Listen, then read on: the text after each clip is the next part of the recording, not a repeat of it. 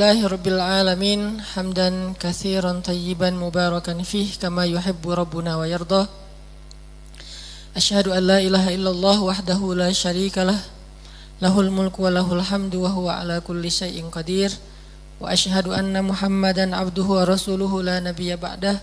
Allahumma salli wa sallim wa barik ala sayyidina Muhammadin wa ala alihi wa sahbihi ajmain. Ibu-ibu dan teman-teman sekalian yang dirahmati Allah Subhanahu wa taala, pertama-tama puji syukur kepada Allah atas nikmat yang Allah kasih buat kita hari ini. Pasti banyak banget nikmat yang Allah kasih walaupun hanya sebagian kecil yang kita sadari. Jadi Allah bilang wa in ta'uddu ni'matallah la tuhsuha. Artinya la tuhsuha ini bukan gak akan sanggup ngitung, tapi memang banyak yang emang kita gak bisa ngitung. Yang gak usah ngitung, sadar juga enggak gitu kalau itu adalah nikmat. Tapi tetap walaupun kita gak sadar, nikmat Allah yang dikasih buat kita itu terus menerus gak pernah berhenti. Seperti doa seorang ibu yang terus mendoakan anaknya walaupun kita sesekali doang ngelihat ibu kita ngedoain kita. Kayak misalnya pas mau ujian, kita minta doa ibu, terus ibu ngedoain kita. Kita sadar ibu pas waktu itu ngedoain kita. Tapi padahal ibu ngedoain kita tuh setiap hari. Cuman yang kita dengar langsung sebagian kecil ya. Sebagian besar yang kita gak dengar itu banyak banget. Begitulah kurang lebih nikmat yang Allah kasih kepada kita. Cuman sebagian kecil yang kita sadar, tapi sebagian besarnya tetap menjadi rahasia Allah Subhanahu wa taala agar kita menjadi orang yang beriman. Kemudian salawat dan salam teruntuk Nabi besar Muhammad sallallahu alaihi wasallam yang mencontohkan kepada kita banyak hal yang luar biasa dalam keadaan beliau tidur, duduk, berdiri, berjalan, ketika beliau sendiri, ketika beliau bareng dengan yang lain, semuanya adalah teladan. Dan masih banyak banget adegan hidup Nabi yang mungkin belum sempat kita baca atau kita pelajari, padahal itu luar biasa. Mudah-mudahan kita bukan hanya ngaku-ngaku mencintai Nabi, tapi juga bentuk rasa cinta kita itu adalah serius belajar tentang teladan-teladan Nabi Muhammad SAW. Serius gini.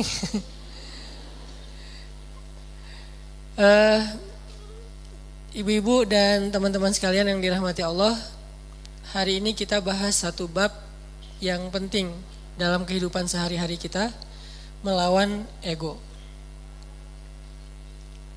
Pernah ngerasa ngelawan ego? Sering ya?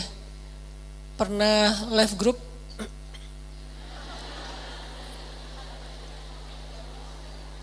Kadang gak left group, cuman grupnya yang nge-left kita. Gimana grupnya nge-left kita? Tadinya grupnya rame, chat, broadcast, segala macam, tiba-tiba sepi. Kenapa sepi? Ternyata mereka bikin grup baru, dan cuman kita doang yang gak dimasukin ya. Ini namanya bukan left group, grup left kita. Saya pernah ngerasain kayak gitu. Kenapa ini sepi nih? Ternyata bikin yang baru. Adminnya mantan. Enggak, bercanda. Jadi mungkin kita pernah rame sama orang, pernah clash, pernah sakit hati, pernah baper. Apalagi kadang orangnya itu orang dekat kita, keluarga, pasangan, orang tua, mertua, adik kakak, sahabat, yang pasti rasanya gak nyaman. Kita tuh gak pengen lama-lama diam-diaman, pasti kayak gitu. Cuman kok gak ada kekuatan ya untuk bisa memulai bicara duluan, mungkin nyapa duluan, atau senyum duluan, atau say hi duluan, ngejapri duluan. Kok gak ada kekuatan kayak gitu? Yang terjadi justru kita kayak pasif nungguin dan berharap dia duluan yang nyapa kita. Diam-diam sebetulnya berharap, tapi gak pengen kita yang duluan. Nah ini namanya ego nih. hati kita secara jujur sebetulnya pengennya udah deh nggak usah gini-gini amat, nggak usah diam-diaman terus, udah deh kita mending netral lagi, biasa lagi, cair lagi dengan geng kita, mungkin geng kecil yang dari SD, SMP, SMA udah barengan, terus baru pisah, nikah dia duluan, kita tinggal sendiri misalnya, kan suka kayak gitu tuh, ada baper-bapernya, nggak pengen lama-lama, tapi yang terjadi udah lebih seminggu, nggak ada yang duluan datang untuk menyapa, karena dua-duanya menjaga ego. Berat rasanya untuk ngelawan ego dalam diri sendiri. Ini sering terjadi dalam kehidupan kita. Dan yang lebih fatal lagi dengan orang tua nih. Sampai kalau dengan orang tua atau dengan mertua lebih berat lagi tuh. Kadang dengan pasangan aja bisa kayak gitu. Kita berharap udahlah cair lagi, ngobrol lagi kayak kemarin.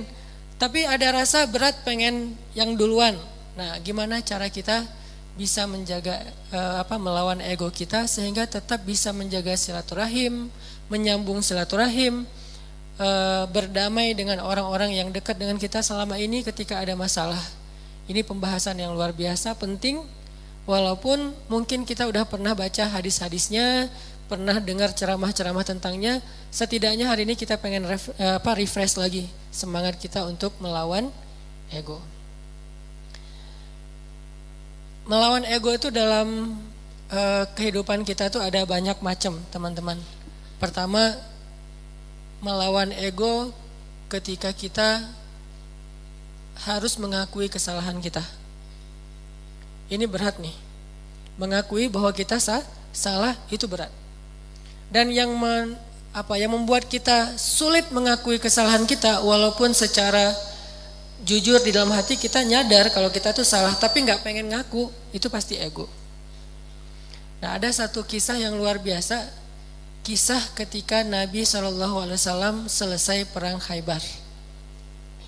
Perang Khaybar itu perang paling besar antara kaum muslimin dengan orang Yahudi di Madinah. Ini paling besar dan bisa dibilang perang terakhir Nabi SAW.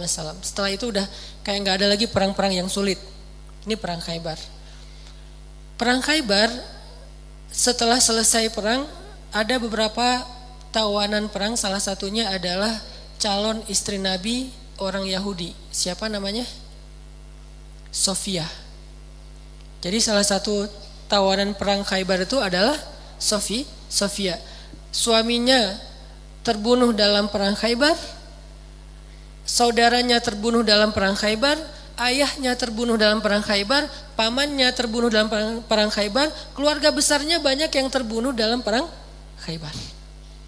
Dan cuman mungkin bisa dibilang dia sebatang kara yang selamat dalam perang Khaybar dan jadi tawanan kaum muslimin. Akhirnya Nabi datang ke tenda para tawanan perempuan. Nabi mencari tahu di mana Sofia karena dia anak kepala suku. Ditunjukkan oleh sahabat, masuklah Nabi dengan beberapa orang sahabat ke dalam tenda Sofia, dan Sofia waktu itu komen dalam postingan itu tuh. Kata Sofia, Muhammad adalah orang yang paling aku benci saat itu. Gimana enggak? Ayahnya dibunuh, pamannya dibunuh, saudaranya dibunuh, suaminya dibunuh. Keluarga besarnya banyak yang terbunuh dalam perang Khaybar. Sehingga kata Sofia, Muhammad adalah orang yang paling aku benci waktu itu. Jadi Nabi datang ke Sofia dalam kondisi Sofia itu lagi benci banget sama Nabi. Ngelihat wajah Nabi juga gak mau.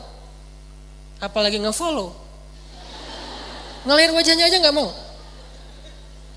Kalau Nabi request mau follow pasti di blok. Jadi benar-benar nih Sofia lagi marah berat dan lagi baper berat sama Nabi, lagi benci banget sebenci-bencinya.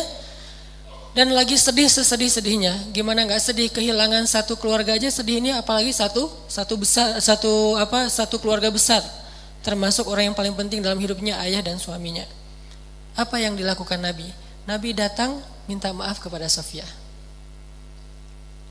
Apakah Nabi salah? Tidak. Apakah Nabi zalim kepada keluarga Sofia? Tidak sama sekali. Tapi Nabi tidak punya ego di dalam dirinya. Beliau datang meminta maaf kepada Sofia. Masuk ke tenda Sofia, Sofia, maafkan aku atas kematian ayahmu. Maafkan aku atas kematian suamimu. maafkan aku atas kematian saudaramu, pamanmu, keluarga besarmu.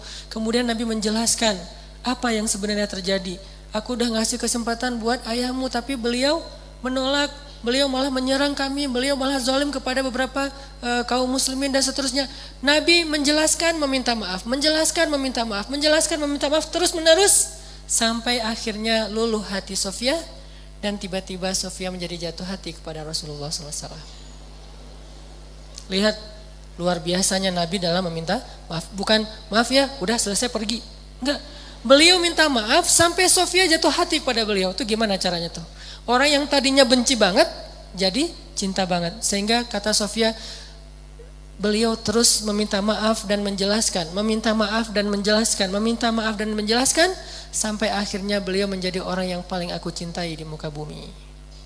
Ini luar biasanya akhlak Nabi SAW. Jadi Nabi itu bukan hanya bisa bikin orang yang lagi bete jadi happy, malah orang yang jadi lagi haters banget jadi followers dan fans berat. Bukan fans lagi, loversnya jadi pencinta. Ini artinya ada pelajaran gimana melawan ego. Mengakui bahwa kita salah, walaupun posisi Nabi sebetulnya beliau gak salah.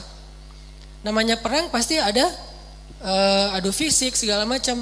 Lagian kalau kita baca kronologis cerita perang Khaybar, maka kita akan lihat bahwa Nabi itu udah toleran banget. Udah ngasih kesempatan banget.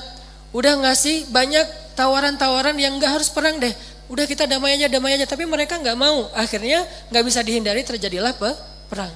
Kalau kita baca kronologis panjangnya perang Khaybar. Tapi dalam kondisi Nabi gak bersalah, Nabi gak zolim, Nabi gak pernah mencurangi hak orang lain. Nabi masih datang kepada perempuan ini untuk meminta maaf. Gimana dengan kita yang mungkin kondisi kita gak seperti Nabi yang suci, yang maksum. Pasti ada salahnya kita. Walaupun kadang-kadang yang pertama salah orang lain. Yang pertama salah itu mungkin teman, salah ngomong, salah sikap. Atau kadang-kadang sikapnya bukan sesuatu yang gimana, cuman diam doang. Kadang dia diam, kita baper.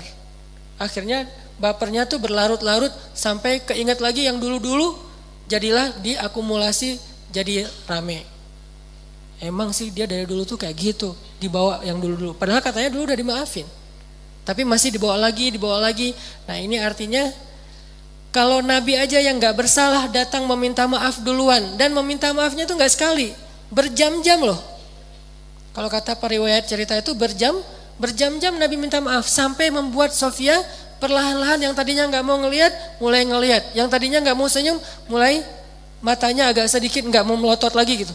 Terus lama-lama Sofia mulai antusias, lama-lama Sofia tersenyum dan kemudian Sofia malah luluh hatinya, bahkan jatuh hati kepada Nabi. Bukan karena Nabi keren, kece, bukan. Karena akhlaknya yang luar biasa. Baru Sofia mengakui kepada Nabi, mengatakan, beberapa malam yang lalu saya mimpi. Baru Sofia jujur. Mimpi apa? Saya mimpi, dalam mimpi itu rembulan jatuh ke dalam pangkuan saya. Rembulan purnama banget jatuh ke dalam pangkuan Sofia. Lalu saya ceritakan mimpi ini kepada suami saya dipukul sama suami saya, ditampar sama suaminya. Kenapa? Karena suaminya tahu makna dari mimpi. Kata suaminya, kamu jangan macam-macam. Kamu tertarik dengan laki-laki yang di Madinah, maksudnya Muhammad. Padahal Sofia gak pernah tahu tentang Muhammad. Tapi Allah ilhamkan lewat mimpi bahwa kelak Sofia itu akan menjadi salah satu yang mendampingi hidup Nabi Muhammad SAW. Baru Sofia ngomong, kalau saya mimpi rembulan jatuh ke dalam pangkuan saya, tapi saya masih gak percaya mana mungkin pembunuh suami saya yang akan jadi suami saya. Pembunuh ayah saya bakalan mendampingi hidup saya. Tapi ketika melihat akhlak Nabi, semuanya berubah. Dialah yang paling layak untuk saya. Ini melawan ego dengan cara meminta maaf. Dan itu gak gampang. Tapi walaupun itu gak gampang, justru karena dia sulit, balasan di sisi Allahnya luar biasa. Sehingga ada kaidah dalam fikih, al-jaza min jinsil amal, al-jaza ala qadril masyaqqah. Balasan itu tergantung sulitnya beramal. Balasan itu tergantung sulitnya beramal. Makin sulit dalam beramal, makin besar balasan di sisi Allah Subhanahu wa taala.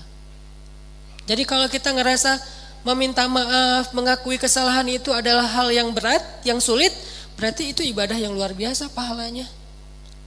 Lebih gampang mana coba saya tanya? Meminta maaf atas kesalahan kita dengan sholat sunnah qobliyah 2 rakaat. Lebih gampang sholat sunnah. Bahkan terkadang lebih gampang tahajud daripada minta maaf. Kadang-kadang lebih gampang melaksanakan tahajud. Ada orang tahajudnya rajin tapi gak pernah mau ngaku kalau dia salah. Kan berarti lebih sulit meminta maaf ya. Maka dari itu menjadi salah satu indikasi bahwa meminta maaf dalam kondisi tertentu pahalanya lebih besar daripada ibadah tahajud. Kenapa? Karena dia lebih sulit. Al jaza'u ala qadril masyaqqah. Balasan itu tergantung tingkat kesulitan dalam beramal. Ada 2 orang yang datang ke masjid, yang satu jarak rumahnya cuma di sebelah masjid, yang satu lagi jauh dari masjid. Kemudian kondisinya hujan, sehingga dia hujan-hujanan datang ke masjid dingin, berdiri di shaf pertama di belakang imam, barengan nih. Tapi pahalanya beda, tergantung apa? Tergantung kesulitan. Yang satu dekat masjid, pahalanya pahala berjamaah. Yang kedua jauh dari masjid, pahalanya berjamaah dan effort yang lebih. Begitu juga kita ketika kita ngerasa ada ego yang harus kita lawan. Makin berat ego yang harus kita lawan, makin besar pahala dari ibadah itu. Ini namanya meminta maaf, gak gampang. Bahkan Nabi SAW kadang meminta maaf kepada pasangannya, kepada keluarga besarnya, kepada sahabatnya kalau beliau pernah menyakiti mereka. Buktinya apa? Sebelum Nabi wafat, dalam kondisi sakit berat, Nabi itu lagi meriang, lagi gigil gitu. Tiba-tiba Nabi berdiri dalam keadaan yang enggak gemetar gitu, enggak kuat berdiri. Nabi berdiri di depan mimbar, Nabi mengatakan, wahai sahabat-sahabatku, wahai sahabat-sahabatku, kalau aku pernah menyakiti kalian sebelum ini, maka maafkanlah aku. Jika kalian ingin mengambil hak kalian untuk membalas, maka balaslah sekarang, karena mungkin ini adalah pertemuan kita yang terakhir. Bayangin seorang nabi yang jasanya itu udah lebih daripada ibu ke anak kan? Jasa ibu ke anak masih kalah dengan jasa nabi kepada umatnya. Kalau ibu ke anak jasanya apa? Mengandung, melahirkan, menyusui, membesarkan. Kalau jasa Nabi bukan cuma di dunia, tapi juga di akhirat. Nabi itu paling berjasa dalam hidup kita, bahkan lebih daripada orang tua kita. Orang tua kita nanti di akhirat ninggalin kita loh. Begitu bangkit dari kubur, semuanya jalan sendiri-sendiri. Bahkan kalau kita dikuburin satu kuburan dengan pasangan kita, cinta sejati nih, pengen satu kuburan berdua, nanti begitu bangkit tetap aja nggak saling menolong, bahkan saling meninggalkan. Kenal nggak? Kenal. Jadi pas kita bangkit dari kubur, baru dihidupkan kembali, kita ngeliat ke sebelah, ada dia di sebelah.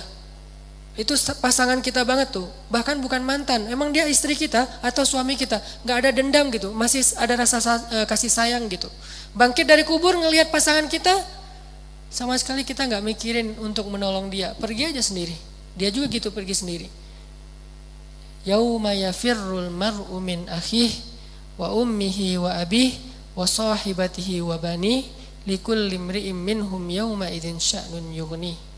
Hari ketika seorang ibu ayah meninggalkan anaknya, ketika istri suami meninggalkan pasangannya, ketika adik kakak meninggalkan saudaranya, ketika sahabat karib meninggalkan sahabatnya, setiap orang sibuk hanya dengan urusannya sendiri-sendiri. Cuman satu orang yang hari itu peduli kepada kita.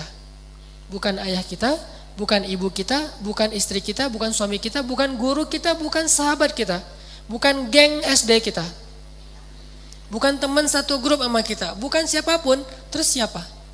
Rasulullah SAW. Cuman Nabi yang paling sibuk di hari itu. Nyari-nyari kita, terus minta ke Allah, ya Allah selamatkan dia, nyari lagi, ya Allah selamatkan dia, terus saja sepanjang waktu. Jadi Nabi itu orang yang paling berjasa. Jadi walaupun kalaupun beliau pernah menyakiti, ya sudah hak beliau untuk dimaafin. Kecil kesalahan beliau kalau pernah pun menyakiti sahabat dibandingkan dengan jasa yang sangat besar. Dan gak mungkin juga Nabi sengaja menyakiti, pasti gak sengaja. Tapi dalam kondisi kayak gitu Nabi masih minta maaf, bayangin. Seorang Rasul, utusan Allah, kekasih Allah, minta maaf kepada umatnya. Terus siapa? Kita sebagai suami harus merasa ego meminta maaf kepada istri. Apakah kita lebih mulia daripada Rasulullah? Siapa kita sebagai istri merasa ego meminta maaf kepada suami? Apakah kita lebih mulia daripada Rasulullah? Meminta maaf kepada orang tua, meminta maaf kepada anak, meminta maaf kepada mertua, teman dan seterusnya. Apakah kita lebih mulia daripada Rasulullah yang udah sempurna? Tapi beliau tetap meminta maaf kepada umatnya. Nabi berdiri dalam keadaan susah payah. Padahal Nabi kalau pengen minta maaf bisa aja mention aja lah, gak usah harus ketemu orangnya kan ya. Tinggal add siapa minta maaf ya, udah. Nabi bisa telepon, Nabi bisa japri, Nabi bisa ngutus orang, kasih tahu ke dia saya minta maaf. Atau suruh ngumumin sama kayak Abu Bakar gitu. Abu Bakar berdiri di atas mimbar, wahai kaum muslimin, Rasulullah lagi sakit keras. Beliau berpesan minta maaf kalau ada salah kepada kita semuanya. Bisa kan? Tapi saking seriusnya Nabi minta maaf, beliau dalam keadaan sangat lemah dan itu sakit yang membuat beliau wafat loh. Berarti sakit keras banget nih. Tapi beliau sempat-sempatin untuk berdiri di atas mimbar dalam keadaan gemetar dan mengatakan, maafkanlah aku wahai kaum muslimin, wahai sahabat-sahabatku. Dan kalau kalian sulit menerima permintaan maaf, maka balaslah sesuai dengan hak kalian. Nabi siap dibalas. Dan itu jujur dari Rasulullah. Tiba-tiba seorang sahabat yang kita tahu Ukasyah berdiri mengatakan, ya Rasulullah, saya akan mengambil kisos. Para sahabat semuanya kaget. Ukasyah kok tega banget sama Nabi? Nggak ngelihat Nabi lagi sakit keras? Dan itu kekasih mereka semua. Mereka lebih mencintai Nabi daripada orang tuanya, daripada pasangannya. Makanya ada istilah bi abi wa ummi anta ya Rasulullah. Engkau lebih kami cintai dari semuanya ya Rasulullah. Tiba-tiba Ukasyah bilang, ya Rasulullah, saya menuntut kisos. Karena dulu Rasulullah pernah mencambuk punggung saya ketika sedang mengendarai onta. Nggak sengaja kena pas ngangkat kayak cambukan gitu untuk ini onta, kena Ukasyah. Nabi langsung meminta dipapah untuk turun dari mimbarnya. Wahai Ukasyah, ambillah hakmu. Sama sekali nggak berubah wajah Nabi. Sama sekali Nabi itu nggak merasa, Ukasyah, ya sih, cuman nggak gitu-gitu amat kali, kan saya lagi sakit. Nggak. Ukasyah, kamu nggak ngelihat nih wajah saya pucat kayak gini. Ukasyah tega banget sih sama aku. Nggak sama sekali nih Rasulullah. Tulus banget minta maaf. Kalau kita kan kayak minta maaf itu basa-basi ya. Minta maaf dengan harapan dia juga ngakuin kalau kesalahan dia lebih banyak gitu. Agak-agak kurang tulus sih, modus banget kalau kita. Kalau Rasulullah itu tulus banget. Begitu Ukasyah minta kisos, Rasulullah turun dan Rasulullah bilang, tolong ambilkan cemeti untuk Ukasyah. Diambilkan oleh sahabat. Terus Ukasyah pegang itu, kata Ukasyah, ya Rasulullah, waktu itu saya nggak pakai baju. Nabi pakai baju tebal karena beliau lagi meriang. Kata Ukasyah, waktu itu saya nggak pakai baju. Nabi langsung membuka baju beliau. Nggak pakai baju sama sekali. Kata sahabat, ya Rasulullah, biar saya aja yang ganti engkau. Ya Ukasyah, aku aja yang ganti Rasulullah. Kalau kamu mau tambahin aja 10 kali lipat. Tapi jangan Rasulullah, kami aja yang ganti Rasulullah. Banyak yang jadi relawan pengen gantiin posisi Nabi. Abu Bakar, Umar, semuanya pengen gantiin. Ukasyah diam dan Nabi mengatakan, tidak. Itu adalah kewajiban aku untuk Ukasyah. Itu hak Ukasyah. Minggir. Pada minggir semuanya, nangis sahabat. Melihat Nabi diperlakukan gitu-gitu amat. Seandainya boleh tuh udah digebukin tuh Ukasyah. Cuman kan gak boleh. Karena itu hak Ukasyah ya. Pada sebel semuanya. Pokoknya habis ini kita unfollow semuanya, di blok, gak ada yang boleh ngomong sama Ukasyah. Pokoknya Ukasyah itu harus dikucilkan. Udah pada sebel semuanya sama Ukasyah. Ada yang di sebelahnya, Ukasyah apaan sih lo? Kayak gitu-gitulah. Ukasyah diem aja. Nabi membuka bajunya, nggak pakai baju sama sekali sehingga kelihatan kulit beliau yang bersih, badan beliau yang mulai kelihatan beliau lemah banget, sakit. Lalu Ukasyah mendekat, Nabi bersiap dan Nabi udah pasrah. Kenapa? Karena Nabi tidak mau zalim kepada siapapun. Langsung dibuang tuh sama Ukasyah cemetinya, langsung dipeluk oleh Ukasyah, dicium punggungnya Nabi oleh Ukasyah. Nabi kaget, Ukasyah ada apa? Ukasyah ada apa? Sahabat juga kaget, apa-apaan sih ini? Makin kaget gitu. Jangan-jangan kalau zaman sekarang mah ya. Oh ternyata. Ukasyah melukin Nabi erat banget dipeluk. Terus kata Ukasyah, ya Rasulullah, masalah itu jauh-jauh hari udah saya lupakan. Saya itu mah nggak penting. Kalau Nabi mau cambukin aja lagi saya 1000 kali nggak masalah buat saya. Saya hanya pengen kali ini karena Nabi bilang pertemuan terakhir, maka untuk terakhir kalinya saya pengen menyentuh kulit Nabi Muhammad SAW. Tapi nggak usah gitu-gitu amat juga ya kali ya kalau bahasa kita mah. Ini agak-agak unik nih caranya nih. Cuman Allah alam ya kondisi waktu itu, jangan menjudge sejarah. Yang jelas Ukasyah meluk, terus Nabi mengatakan kulit yang bersentuhan dengan kulitku maka Allah haramkan dari api neraka. Yang lain pada heboh, oh yaudah ikutan, heboh gitu. Sambil meluk, sambil selfie, ada yang pengen update status gitu kalau zaman sekarang. Kan nggak lupa ya kemana-mana bawa handphone, sadar kamera banget. Lihat gimana Rasulullah SAW itu serius minta maaf. Padahal salah apa sih Nabi kepada umatnya?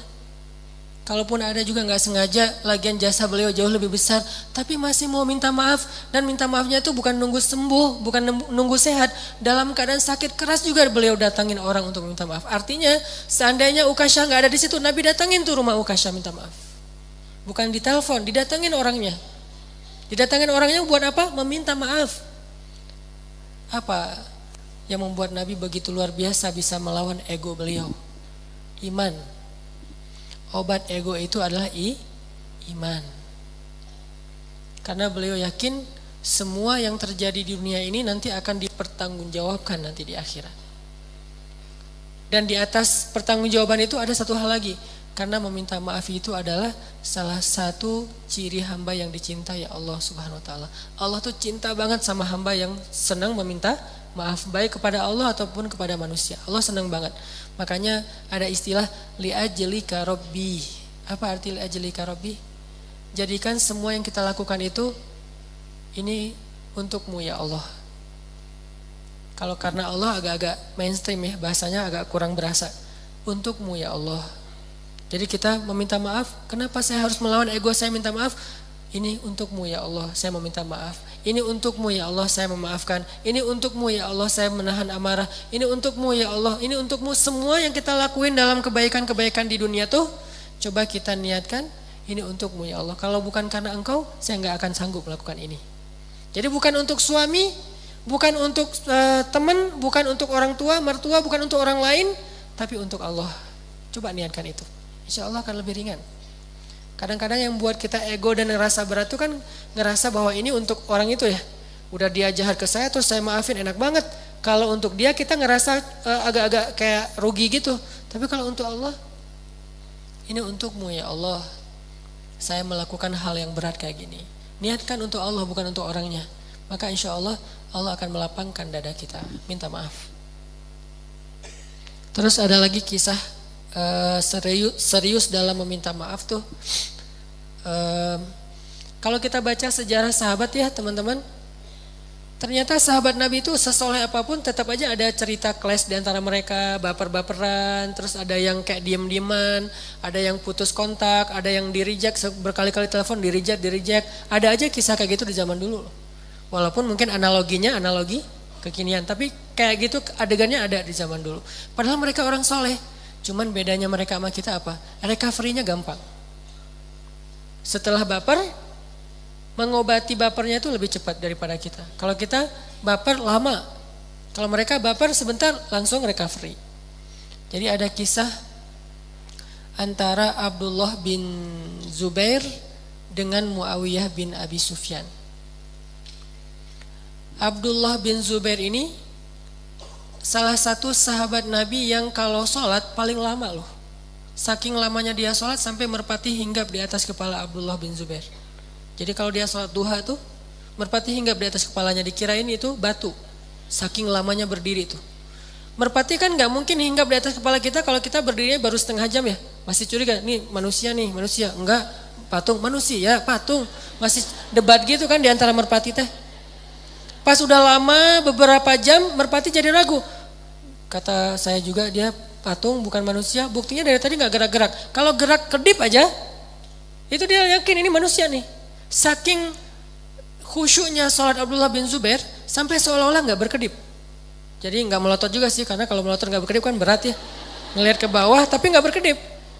Dan lama banget berdirinya sampai merpati tadinya cuman lewat terbang terus lama-lama hinggap di dekat Abdullah berdiri ngelirik-ngelirik. Manusia gak sih? Melihat terus lama-lama mendekat gitu, lama-lama iya ya nggak gerak-gerak dari tadi, ya udah coba naik. Naiklah ke atas kepalanya tapi langsung terbang lagi, naik terbang lagi. Lama-lama benar-benar nggak bergerak hingga telah merpati di atas kepala Abdullah bin Zubair. Seolah-olah kata ulama, seandainya mereka bikin sarang di atas kepala itu jadi tuh. Saking solehnya Abdullah bin Zubair, ibadahnya luar biasa. Tapi sesoleh ini baperan juga. Ada kasus dia baper. Masalahnya apa?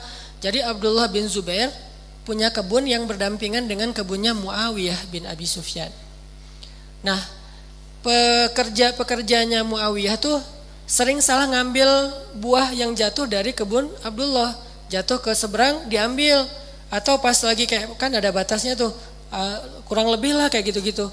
Diaduin lah sama pekerjanya Abdullah kepada Abdullah. Abdullah tuh buah-buahan kamu tuh banyak diambil sama pekerjanya Muawiyah. Mereka curang, mereka zalim dan seterusnya. Akhirnya Abdullah marah, ngirim surat kepada Muawiyah. Waktu itu Muawiyah jadi gubernur di Syam. Jadi gubernur di Suriah. Dikirim surat sama Abdullah. Suratnya isinya marah-marah. Apa kalimatnya? Ya ibna akilatil akbat. Wahai anak perempuan yang pernah makan jantung. Menyinggung ibunya Muawiyah. Siapa ibunya Muawiyah? Hindun, yang pernah makan jantung Hamzah dalam perang Uhud. Jadi istilahnya akilatul akbat, perempuan pemakan jantung. Ini penghinaan. Wahai anak perempuan yang pernah makan jantung, pekerja kamu itu zalim. Dia marah-marah, dia ngomel. Muawiyah membaca surat itu menangis, sedih karena ibunya dibawa-bawa padahal ibunya udah masuk Islam dan udah baik keislamannya. Tapi terpancing dengan kemarahan, Abdullah nyinggung-nyinggung lagi masa jahiliyah ibunya Muawiyah. Wahai anak perempuan yang pernah makan jantung. Muawiyah sedih, dalam sedih itu dia balas suratnya, Bismillahirrahmanirrahim, Assalamualaikum warahmatullahi wabarakatuh. Ya ibna dzatin nitaqain wa ibna hawarir rasul. Dibalas dengan kebaikan oleh Muawiyah. Wahai anak perempuan yang punya dua ikat pinggang. Itu ibunya Abdullah bin Zubair. Siapa ibunya Abdullah bin Zubair? Asma bintu Abi Bakar. Anaknya Abu Bakar. Kakaknya, tetehnya Aisyah. Asma binti Abu Bakar. Dan Asma ini julukannya adalah Dzatin nitaqain, perempuan yang punya dua ikat pinggang. Kenapa dijulukin kayak gitu? Karena dulu ketika Nabi pengen hijrah, Asma itu membuka ikat pinggangnya yang dari kain, disobek jadi dua bagian. Satu bagian dipakai ngikat bawaan Nabi, satu bagian lagi dipakai ngikat bajunya sendiri. Sehingga sejak saat itu Asma dikenal dengan pujian Dzatin nitaqain, perempuan yang membuat dua ikat pinggang. Bahwa dia berjasa dalam hijrah Nabi. Celaan Abdullah kepada Muawiyah dibalas dengan pujian Muawiyah kepada Abdullah. Wahai anak seorang perempuan yang punya dua ikat pinggang dan anak seorang laki-laki yang dijuluki Hawarin Nabi. Apa arti Hawari? Penolong. Yang menjadikan tubuhnya sebagai tameng buat Nabi, yang pasang badan untuk Nabi. Pujian-pujian untuk ayah dan ibunya Abdullah bin Zubair. Saya minta maaf kalau ada kesalahpahaman dan seterusnya, saya akan ganti rugi. Begitu baca surat dari Muawiyah, Abdullah juga merasa sadar dan menangis. Duh, saya salah ngomong, saya udah zalim, saya udah jahil. Akhirnya Abdullah langsung ngambil ontanya berangkat ke Suriah. Bayangin dari Madinah, hari itu dia terima surat, hari itu juga dia langsung berangkat ke Suriah. Ngapain? Minta maaf. Kan bisa aja balas surat. Kan tadi Japri doang kan? Udah balas aja Japrinya. Kalau DM balas aja DM-nya. Ngapain harus ketemu orangnya? Seserius itu mereka meminta maaf. Jadi minta maaf itu adalah amal yang luar biasa penting. Gak cukup dengan japri, gak cukup dengan ngirim surat, gak cukup dengan ngirim utusan, gak cukup dengan sekedar telepon. Datengin orangnya. Langsung bayangin Madinah dengan Suriah itu dulu jaraknya bisa beberapa hari perjalanan. Sekedar minta maaf satu kasus doang. Jalan sendiri. Dan itu gak pakai rombongan, sendiri langsung pergi ke sana. Sampai di Suriah mencari Muawiyah dan langsung Abdullah mengatakan, ya Muawiyah, saya sudah zalim dengan kata-kata saya, maafkanlah saya. Kenapa dia begitu serius meminta maaf? Karena dia yakin, faman ya'mal mithqala dzarratin khairan yarah wa man ya'mal mithqala dzarratin syarran yarah. Ucapan nanti akan dipertanggungjawabkan di akhirat. Iman mengalahkan ego. Makanya dia datengin Muawiyah, dia minta maaf kepada Muawiyah. Udah cukup segitu, datang dari jarak jauh? Belum. Ditambah lagi dengan apa teman-teman?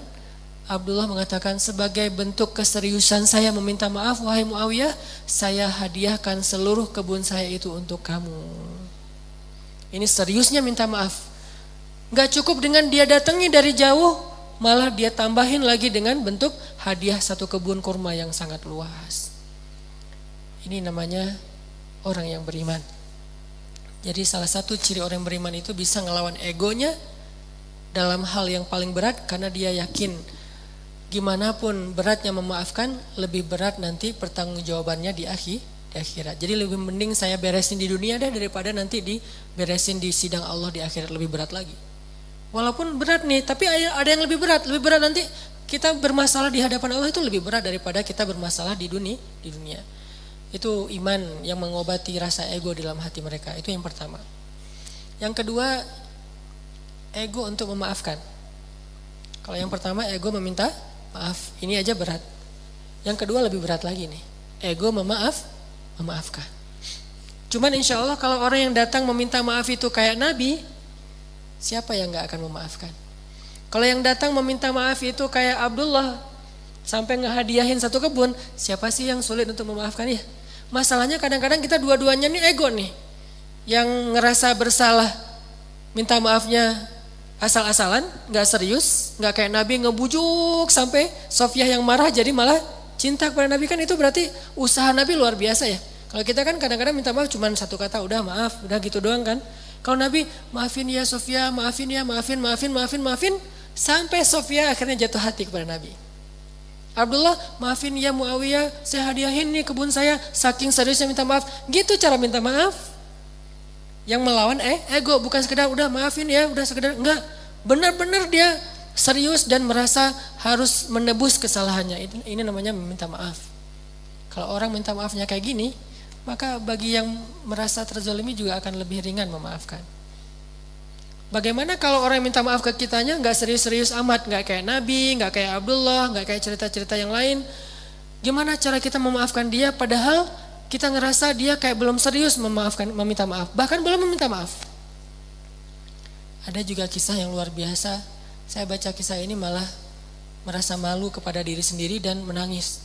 Kisah Nabi Yusuf alaihissalam. Nabi Yusuf itu akhlaknya luar biasa. Jadi wajar banget kalau Nabi Yakub memang sayang banget sama Yusuf. Nabi Yakub punya 12 anak laki-laki yang kemudian dimisalkan oleh Nabi Muhammad seperti 12 bulan dalam satu tahun kan ya. Dan Yusuf adalah bulan Ramadan. Nabi Yakub itu mencintai semua anak laki-laki beliau. Tapi Yusuf beda, istimewa banget. Kenapa? Karena emang dia istimewa.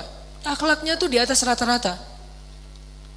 Salah satu adegannya, kan kita tahu Nabi Yusuf itu dizolimin oleh kakak-kakaknya. Difitnah, dihina, dicuekin, gak dibawa. Kalau mereka ada acara bareng tuh Yusuf gak dibawa. Pokoknya Yusuf itu dicurangin aja oleh kakak-kakaknya. Sampai puncaknya mereka buat rencana jahat dengan cara mengajak Yusuf untuk berburu, lalu mencelakai Yusuf dengan memasukkan Yusuf ke dalam sebuah sumur yang dalam, walaupun bukan sumur yang menggenang air sehingga nggak tenggelam, tapi dalam, nggak bisa naik ke atas. Dan waktu itu usia Yusuf baru 7 tahun, kelas 1 SD. Usia Yusuf baru 7 tahun. Dilempar ke dalam sumur, bajunya diganti, baju yang aslinya dilumurin dengan darah palsu dari darah hewan, dibawa kepada Yakub, dikatakan Yusuf sudah dimakan hewan buas, serigala. Yakub tahu ini adalah makar kakak-kakaknya, nggak mungkin Yusuf dimakan serigala. Beliau tahu siapa Yusuf. Akhirnya Nabi Yakub menyendiri karena sedih, kakak-kakaknya balik lagi ke sumur tadi ngelihat Yusuf masih hidup apa enggak. Ternyata Yusuf masih hidup. Apa yang mereka lakukan kemudian? Mereka mengangkat Yusuf ke atas, menjualnya kepada para musafir. Ini makarnya kakak-kakak Yusuf. Udah menyakiti Yusuf, menzalimi Yusuf, mencurangi Yusuf, memisahkan Yusuf dengan ayahnya. Sekarang malah dijual kepada para musafir. Jadi budak. Bayangin, yang memperbudak adiknya adalah justru kakaknya sendiri. 10 orang kakaknya, mereka sepakat, ya udah daripada nanti Yusuf bisa naik lagi ke atas ketemu dengan ayah, ketahuan kalau kita bohong, mending kita usir aja Yusuf sejauh-jauh mungkin. Gimana caranya? Kita jual aja kepada para karavan dagang yang lewat. Lewat sekelompok karavan dagang, Yusuf diikat, kemudian mereka bilang, ini ada budak, harganya bagus nih, murah, tapi dia bisa dijual mahal nanti di Damaskus. Coba kamu beli. Akhirnya orang kaya yang berdagang itu membeli Yusuf dengan harga yang sangat murah. Ketika dibeli, mau dibawa, kakak-kakaknya diam aja, melepaskan adiknya, kayak garing gitu. Ekspresi wajahnya itu kayak flat banget, gak ada rasa kasihan, sedih, gak ada sama sekali, gak ada kasih sayangnya. Benar-benar gak ada kasih sayangnya. Yang muncul adalah rasa dengki yang luar biasa di dalam hati mereka. Yusuf dijual kepada orang lain, adiknya sendiri. Akhirnya Yusuf sebelum dibawa oleh para pedagang yang udah membeli dia, Yusuf bilang, Tuan, kepada pedagang yang paling kaya, bolehkah saya pamitan dulu dengan orang-orang yang udah menjual saya? Dia gak mau bilang mereka kakaknya. Kenapa? Takutnya nanti orang jadi tahu kejahatan mereka. Masih menjaga aib mereka. Kalau bilang itu kakak-kakak saya, mereka akan mempertanyakan, kenapa kakak menjual adiknya sendiri? Kok jahat banget sih kakak ini? Akhirnya gak jadi dijual, gak jadi beli kan? Gak tega kepada anak ini. Tapi dia bilang, bolehkah saya pamit kepada orang-orang itu yang sudah menjual saya kepada Tuan? Kata tuannya ini, boleh, jangan lama-lama. Ya udah, datanglah Yusuf memeluk kakaknya erat satu persatu. Apa kata Yusuf? Hafizakumullah wa in dayya'tumuni. Semoga Allah menjaga kalian walaupun kalian mentelantarkan saya. Semoga Allah memelihara kalian walaupun kalian mengusir saya. Semoga Allah menyayangi kalian walaupun kalian sama sekali tidak sayang kepada saya. Didoain lagi oleh Nabi Yusuf, dipeluk satu-satu, didoain satu-satu oleh Nabi Yusuf, semoga Allah menjaga kalian walaupun kalian mentelantarkan saya. Semoga Allah memelihara kalian walaupun kalian mengusir saya dengan cara menjualnya. Semoga Allah menyayangi kalian walaupun kalian membenci saya. Baru Yusuf pergi. Ini kasih sayang luar biasa dari Nabi Yusuf alaihissalam, akhlak. Memaafkan kakak-kakaknya, menutupi aib kakak-kakaknya. Begitu nanti Yusuf sukses di Mesir, kakak-kakaknya datang mencari bantuan karena musim kemarau yang panjang. Malah Yusuf memberikan bantuan kepada kakak-kakaknya secara diam-diam. Gak ketahuan kalau ini adalah adik mereka, Yusuf yang sekarang udah sukses. Dan dipertemukan dengan ayahnya, dimaafkan. Gak ada satupun yang dizolimi oleh Yusuf alaihissalam. Dan ini menjadi permisalan kisah betapa mulianya akhlak Nabi Yusuf alaihissalam. Sehingga Nabi SAW mengatakan, nanti di hari kiamat di padang mahsyar ada seorang hamba yang disidang oleh Allah, dosanya banyak banget, amal solehnya gak ada. Ninggalin sholat ini itu segala macam, dosanya banyak banget, amal solehnya hampir gak ada. Sehingga Allah mengatakan kepada para malaikat yang mencatat amal, coba periksa amal solehnya. Kata malaikat gak ada. Kata Allah periksa lagi, gak ada, periksa lagi. Ada nih, cuman satu doang. Apa amal soleh dia yang satu itu? Amal soleh dia yang satu itu cuman memaafkan orang lain. Dia itu bukan ahli ibadah, bukan apa-apa, cuman amal soleh dia itu orangnya lapang dada. Kalau ada yang bersalah ke dia, dia maafin, dia doain kebaikan untuk orang itu. Gak pernah melakukan ibadah-ibadah yang hebat seperti ahli ibadah. Gak pernah berjihad seperti para syuhada. Gak pernah mengajarkan ilmu seperti para ulama. Satu-satunya amal soleh dia adalah gampang memaafkan orang lain.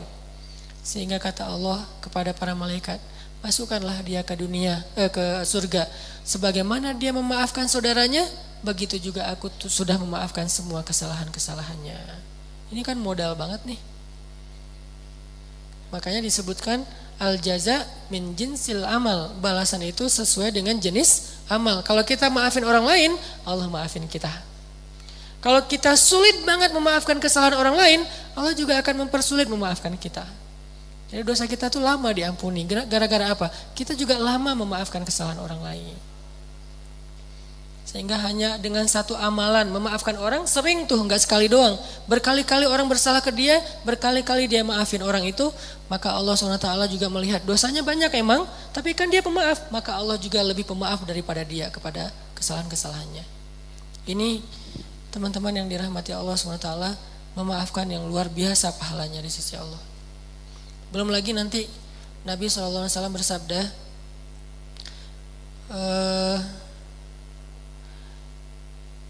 tidak akan sempurna iman seseorang la yablughul abdu salihal iman, sampai tidak akan sempurna iman seseorang sampai dia yasila man qata'ah, menyambung silaturahim kepada orang yang memutuskannya, wa yu'ti man haramah, dan memberi kepada orang yang tidak pernah mau memberi untuknya. Jadi nolongin orang yang gak mau nolongin dia. Wa yuhsinu ila man asa'ah ilaih, dan dia berbuat baik kepada orang yang udah menyakitinya. Wa yaghfiru liman syatamah, dan memaafkan orang yang menghinanya. Jadi gak akan sempurna iman seseorang sampai dia menyambung silaturahim dengan orang yang memutuskan dia. Kemudian apalagi?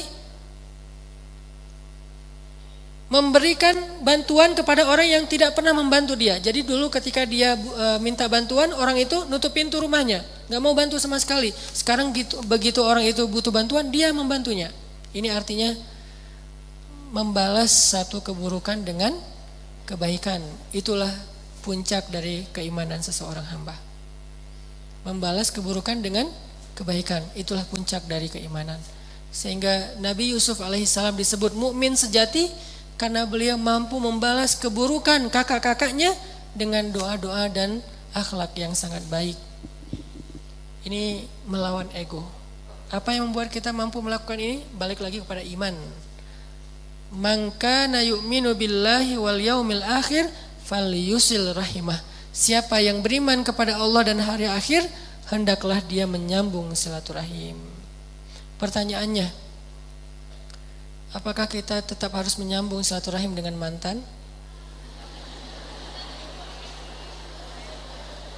Karena zaman modern sekarang pasti ada cerita-cerita SMA lah, kuliah segala macam. Perlu nggak nyambung silaturahim? Nggak perlu. Jangan balikan lagi. Jangan tiba-tiba nge-like lagi postingan dia. Jangan tiba-tiba komunikasi lagi diam-diam. Kenapa? Karena walaupun niat kita pengen silaturahim, tapi niat baik kita itu ditunggangi oleh syaitan dengan wasawisus syaitan. Dia ingin memunculkan lagi fitnah dalam urusan hidup kita. Bisa jadi fitnahnya munculin lagi perasaan yang gak boleh ada di hati kita untuk orang itu. Bisa jadi memunculkan konflik di dalam rumah tangga kita. Kenapa saya bilang gak boleh? Sampai Nabi aja membolehkan kita berbohong untuk bab ini. 3 bohong yang dibolehkan kan? Pada dasarnya dusta itu haram kecuali 3 kondisi. Berdusta dalam perang, taktik perang itu gak boleh jujur. Kita mau perangnya nanti strateginya gini, gak boleh. Dan yang namanya perang itu gak boleh jujur, harus pakai taktik. Kedua, berdusta demi mendamaikan 2 orang yang bertengkar. Satu bawa golok ngejar-ngejar, kamu lihat gak tadi orang ada yang lewat depan kamu. Sejak saya berdiri sini gak ngeliat kecuali kamu. Dusta, padahal tadi ada yang lewat, dia dusta demi menyelamatkan orang itu dari pembunuhan. Yang ketiga, seorang istri atau suami berdusta tentang masa lalunya dengan niat ingin melupakan. Bukan dengan niat pengen balikan ya. Dengan niat pengen ngelupain, gak boleh jujur. Karena jujur di sini justru menyakitkan. Apalagi jujur aja gak boleh, apalagi balik lagi kan ya. Nyambung silaturahim, kan ini silaturahim. Enggak, khusus bab ini enggak perlu balikan lagi. Udah aja lupain, mudah-mudahan itu menjadi masa lalu kita yang Allah ampuni dosa-dosa kita. Maka sekarang hidup kita hanya untuk orang yang benar-benar sudah mengambil kita dengan nama Allah, saya terima nikahnya dan seterusnya dan seterusnya. Jadi saya kasih catatan, jangan sampai nanti disalahartikan kata Ustaz Hanan, nyambung silaturahim kepada orang yang menyakiti kamu. Sambung orang yang memutuskan, dia dulu mutusin saya, sekarang saya pengen nyambungin. Jangan. Ini bukan mutusin dalam makna gitu ya, beda arti memutuskan di sini. Kalau perlu udah nggak usah ketemu. Kenapa? Merusak hati kita atau hati dia. Kalau misalnya pasangan kita kenal, malah ngerusak hati pasangan kita, dan itu nggak baik. Benar-benar diputuskan bukan karena kita memutuskan silaturahim, tapi karena kita ingin menghindar dari dosa-dosa.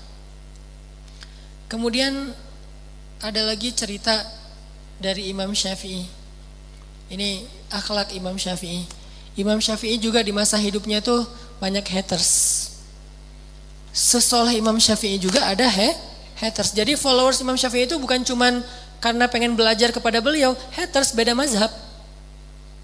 Imam Syafi'i ditahzir, Imam Syafi'i dibid'ah-bid'ahin, Imam Syafi'i dibilang ngada-ngada, Imam Syafi'i dibilang nggak punya dalil, hadisnya dhaif segala macam. Pokoknya begitu Imam Syafi'i posting satu nasihat 1 minute booster, banyak hatersnya. Ini apa-apaan sih, pamer banget sih, ria segala macam. Wah, ada aja tuh haters. Sehingga bisa dibilang dari 20 juta followers Imam Syafi'i itu, 1 jutanya tuh haters. Kebayang 1 juta haters kan lumayan tuh ya. Setiap posting mereka tuh aktif. Aktifnya tuh komen, nggak nge-like, nggak nge-repost, komen doang tuh. Apa kata Imam Syafi'i? Mereka mencela aku, maka aku tidak ingin membalasnya dengan keburukan yang sama. Mereka menghina aku, mereka menjauhi aku, mereka memfitnah aku, maka aku balik mendoakan mereka dengan doa-doa yang baik. Karena sesungguhnya mukmin itu seperti ud. Tahu ud? Ud itu kayu Arab yang memang punya harum. Dia tuh jadi kayak parfum.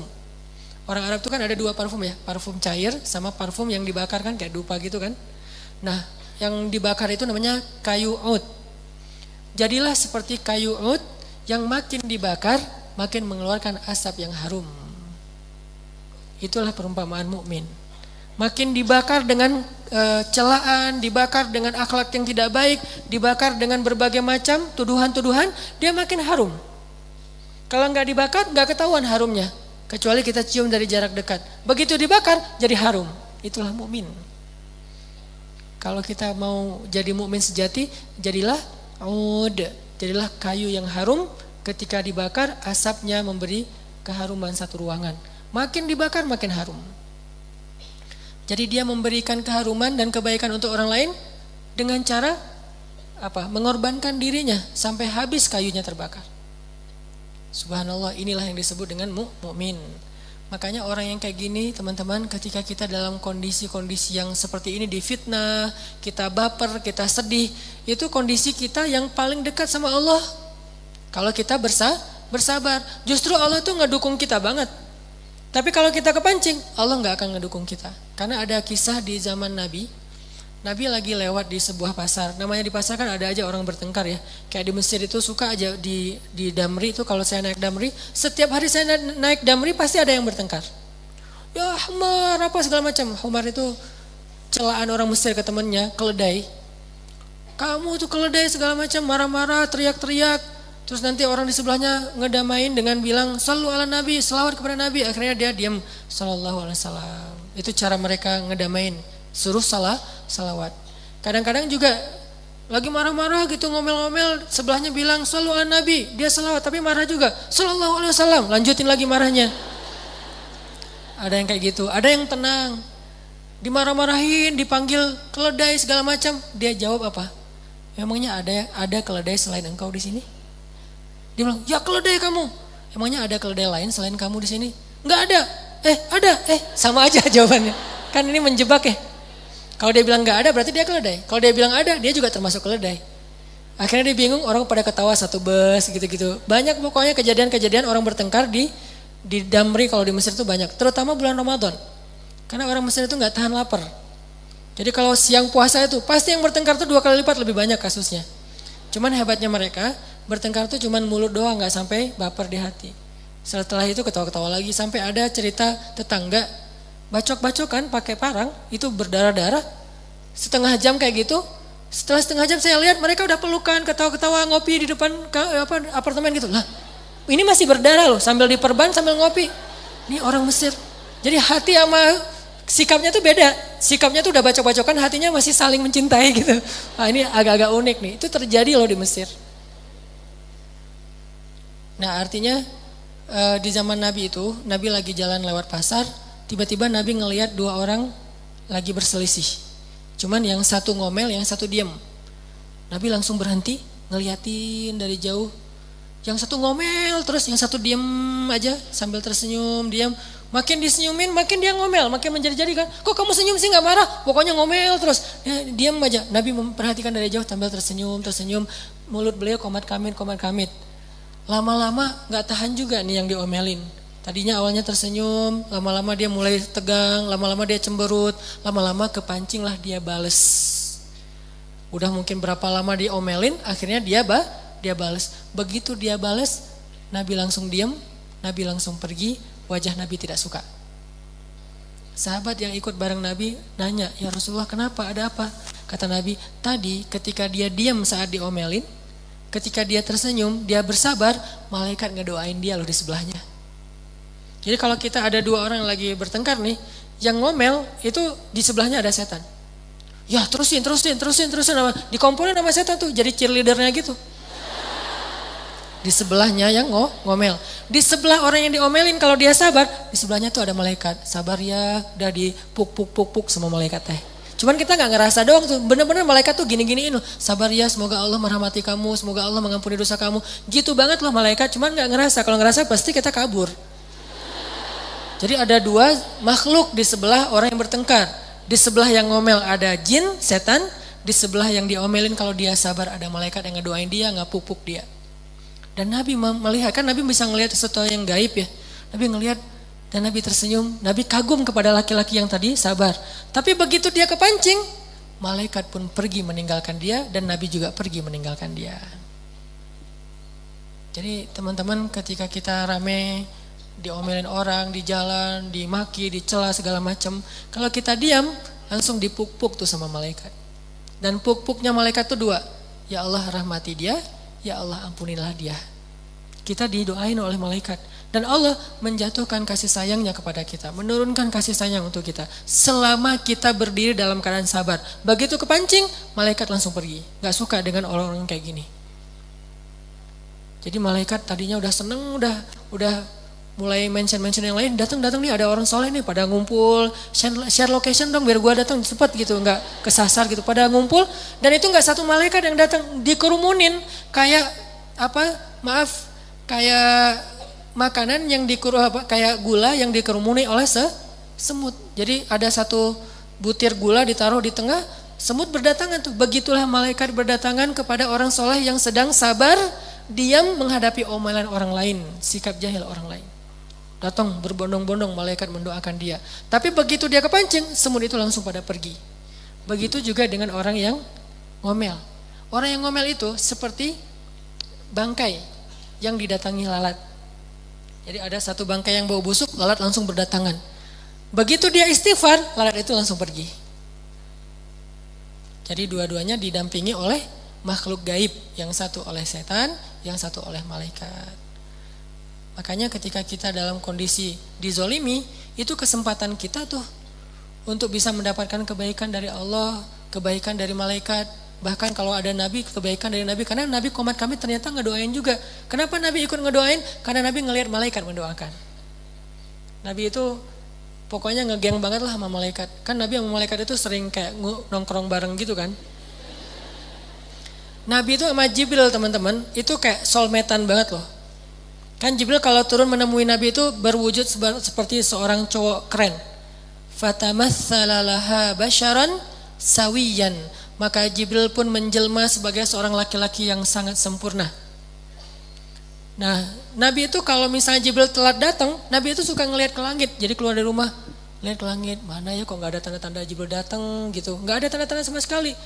Terus besok datang lagi ke tempat yang luas gitu ngelihat ke langit. Pernah Nabi berhari-hari nggak ketemu Jibril dan kangen banget sama Jibril. Mau ditelepon nggak punya nomornya, susah kan Jibril nggak pakai handphone. Mau digimanain doa kepada Allah, terus kayak belum datang aja Jibrilnya, udah di-mention ya Allah Jibril mana, nggak datang Jibril tuh. Setiap hari Nabi ngeliat ke langit, nggak ada Jibril, ngeliat ke langit, nggak ada Jibril, berharap sekali ngeliat tuh ada Jibril dan langsung dipanggil, nggak ada sama sekali. Berhari-hari setelah lama nggak ketemu Jibril, Nabi udah sedih banget, teman ngopi Nabi banget nih Jibril. Tiba-tiba datang Jibril, Nabi nanya Jibril kemana aja, kangen tahu kalau bahasa kita mah. Jibril kemana aja? Akhirnya kata Jibril turunlah ayat di surat Maryam.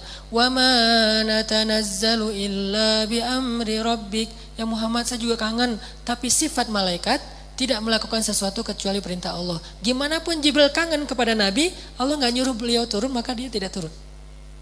Jadi sama-sama kangen nih, yang di langit kangenin yang di bumi juga kangen kepada yang di langit. Tapi kedua-duanya tidak bisa ketemu karena belum ada perintah Allah Subhanahu wa taala. Wa ma natanazzalu illa bi amri rabbik. Kami tidak turun kecuali dengan perintah Allah ya Rasulullah. Walaupun kangen sebetulnya. Jibril ada emosi? Ada. Suka benci ada di hati Jibril. Cuman suka dan benci Jibril itu sesuai dengan kehendak Allah, taat. Jadi teman-teman kalau kita misalnya lagi digituin, berarti kita ada kesempatan nih didampingin malaikat. Diam aja, jangan kepancing.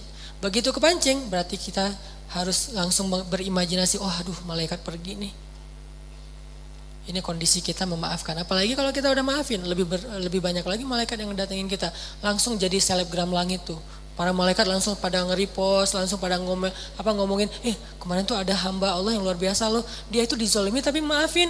Sehingga para malaikat tuh jadi kayak tiba-tiba kita jadi terkenal di antara para malaikat. Siapa namanya, dimension satu dengan yang lain. Sehingga lama-lama ketika nanti ketemu di akhirat, oh ini orangnya minta tangan apa foto. Kenapa? Udah terkenal duluan di bumi. Itu terjadi teman-teman di langit. Bukan sekaku di langit itu hening-hening aja, gak ada kejadian apa-apa. Enggak, di langit itu lebih heboh daripada di bumi. Kalau di bumi aja ada gosip, trending topik, segala macam. Di langit lebih dari itu loh. Ada gosip-gosip kebaikan, siapa yang baru saja memaafkan, siapa yang baru saja melakukan kebaikan, itu terkenal di langit, diomongin oleh para malaikat. Kan malaikat itu membawa amal kita tuh pagi dan petang ya. Dan mereka ngelintasin pintu-pintu langit. Setiap pintu langit yang dilintasin, itu malaikat nanya, ada apa? Ada yang update yang heboh-heboh enggak? Disampaikan, terus diomongin di langit pertama. Naik ke langit kedua, diomongin di langit kedua, sampai kepada Allah. Semua langit membicarakan orang tersebut coba. Mungkin di dunia followers kita cuma berapa belas orang doang. Tapi di akhirat atau di langit, wah para malaikat kenal banget sama kita. Kalau kita menjadi orang yang sabar, diam, memaafkan. Ini melawan ego yang kedua. Dan yang ketiga, melawan ego untuk menerima nasihat. Karena salah satu yang menyebabkan kita menolak nasihat itu adalah ego. Merasa gengsi. Seolah-olah kalau dinasihatin itu kita jadi hina. Padahal nasihat itu kemuliaan. Jadi gak mungkin kemuliaan itu diberikan kepada kita lantas kita jadi hina, gak mungkin. Ini mindset yang sangat keliru. Terutama kalau misalnya teman-teman ada masalah dengan orang lain, dengan sahabat, dengan teman, dengan keluarga, dengan pasangan, cobalah cari nasihat untuk diri kita. Jangan cari nasihat untuk dia. Jadi kalau misalnya kita lagi ada masalah dengan teman, nasihati diri kita sendiri. Googling hadis-hadis untuk kita, jangan untuk dia. Kayak suami istri nih, lagi bertengkar. Istrinya sebel sama suaminya, jangan cari hadis-hadis untuk suami. Googling suami yang penyabar, suami yang memperlakukan istri dengan baik. Googling, akhirnya ketemu hadis-hadis yang sahih tentang suami teladan tuh kayak gimana, kita kumpulin, kita broadcast, nih baca apa. Enggak kayak gitu cara kita melawan ego. Kalau kayak gitu kita makin ego. Justru yang harus kita cari istri yang taat, istri yang soleha, istri yang apa kayak gitu-gitu. Nyari dari hadis-hadis Nabi untuk menasihati diri kita. Jangan mencari hadis untuk menasihati orang lain. Itu gak bisa ngelawan ego. Yang banyak terjadi kayak misalnya suami istri ini berlarut-larut punya masalah. Cuman selesai masalah lagi. Suatu saat bikin kayak pengajian keluarga gitu. Ngundang ustadz. Saya dulu sering digituin. Ngundang ustadz. Pas sebelum ngundang, yang ngundang istrinya. Karena ini ustadz yang dikenali sama istrinya. Ustadz boleh request tema enggak? Apa bu? Ini tentang suami gimana ya biar lebih sabar. Jadi dia minta tema untuk suaminya. Bukan minta tema untuk dirinya. Ini yang paling sering terjadi. Suami juga gitu. Japri malam-malam, Ustadz besok boleh minta sedikit tambahan materi. Apa pak? Buat istri gimana ya biar istri itu mau nurut kepada suami. Ya akhirnya dua-dua saling meminta nasihat untuk orang lain. Gak akan selesai masalah kalau kayak gini. Tapi kalau kayak gitu kita doang yang memperbaiki diri, dia enggak. Biar Allah yang memperbaiki dia. Kita perbaiki diri kita, Allah yang akan memperbaiki dia. Karena Allah enggak mungkin membiarkan kita melakukan kebaikan sia-sia, enggak mungkin. Begitu kita memperbaiki diri, berarti kan kita naik level nih. Allah akan memperbaiki dia supaya selevel sama kita. Begitu kita memperbaiki dia dan dia enggak bisa terima, kita turun level. Dan Allah turunkan level dia dengan penolakan dia dan marah dan tersinggung ketika dinasihati oleh kita. Makin sama-sama downgrade, nggak di-upgrade. Yang terjadi salah satu yang menyebabkan orang-orang kafir Quraisy dulu tuh nggak beriman, itu bukan karena nggak paham kalau Islam itu benar teman-teman, tapi karena ego. Kayak Abu Jahal. Ternyata ya Abu Jahal itu pernah nggak sengaja lewat rumah Nabi di Mekah, terus ngedengerin Nabi lagi baca Quran. Jadi Abu Jahal lewat, Nabi lagi ngaji. Bismillahirrahmanirrahim. Ya ayyuhal muzammil. Nabi lagi ngaji, Abu Jahal lewat. Hah, suara siapa tuh? Bacaan apa tuh kok enak didengar? Lagi siapa yang lagi perform? Oh, enak nih. Akhirnya Abu Jahal duduk di sebelah rumah Nabi, ngedengerin Nabi ngaji. Di sebelah rumah Nabi yang lain kan ada 2 gang gitu. Gang yang satu lagi ada sobatnya Abu Jahal, gengnya Abu Jahal banget, namanya Akhnas. Lagi lewat juga tuh malam, dengerin Nabi ngaji, duduk juga tuh. Dan mereka tuh nggak bisa ngelangkah karena terkesima dengan ayat-ayat yang dibaca oleh Nabi Muhammad SAW. Duduk berdua, tapi saling nggak tahu. Yang satu di pojok A, yang satu di pojok satu lagi. Duduk dengerin. Nabi kan kalau ngaji nggak pernah sebentar ya. Dan nggak pernah ngaji di aplikasi handphone kepotong sama WA, terus akhirnya chat dulu, ngaji lagi. Kan itu mah kita banget lah ya. Makanya salah satu ujian pakai aplikasi di handphone tuh ngajinya nggak khusyuk. Tadi niatnya 1 juz nih malam nih, akhirnya cuma 1 lembar, sisanya chat yang 1 juz. Kalau ngajinya Quran insya Allah gak akan kegoda. Nah, Nabi itu kalau ngaji itu 1 juz, 2 juz lama. Dan walaupun Nabi ngajinya lama, Akhnas dan Abu Jahal gak beranjak sama sekali dari tempat duduk mereka. Dengerin sampai tengah malam. Pas Nabi udah Sadaqallahul Azim, mereka baru pergi. Pas pergi di perempatan jalan ketemu, Akhnas dari mana? Enggak dari mana-mana. Abu Jahal dari mana? Enggak. Ah, dari Muhammad ya. Dah jangan bilang-bilang ke siapa-siapa ya, malu tahu gitu. Akhirnya pulang aja. Oke, diam-diaman. Besok ternyata mereka tuh hatinya terpanggil. Abu Jahal, mudah-mudahan malam ini Muhammad baca syair-syair itu lagi, gue pengen denger, asik soalnya. Datang aja Abu Jahal ke rumah Muhammad. Kalau sekarang sengaja, kalau tadi nggak sengaja, sekarang sengaja duduk di pojok yang semalam dengerin. Kok Muhammad belum ngaji aja? Pas Nabi Muhammad ngaji, nah ini mulai nih performnya nih, mudah-mudahan lama nih. 1 album gitu kan, dengerin. Pas dibaca Nabi Muhammad tuh Abu Jahal gini-gini. Terus kayak ikut nyanyi gitu, apa kayak Coldplay konser gitu kan, ikut nyanyi bareng gitu kan ya. Ini ikut nyanyi juga, ikut bacain juga syair-syair. Ini bagus banget nih syairnya, luar biasa. Akhnas juga terpanggil hatinya, duduk di pojok yang semalam. Pas pulang, beres pulang ketemu lagi di perempatan. Akhnas, kok kamu lewat di sini lagi? Nah, Abu Jahal ngapain? Akhnas, iya ya. Bagus juga ya syair-syairnya.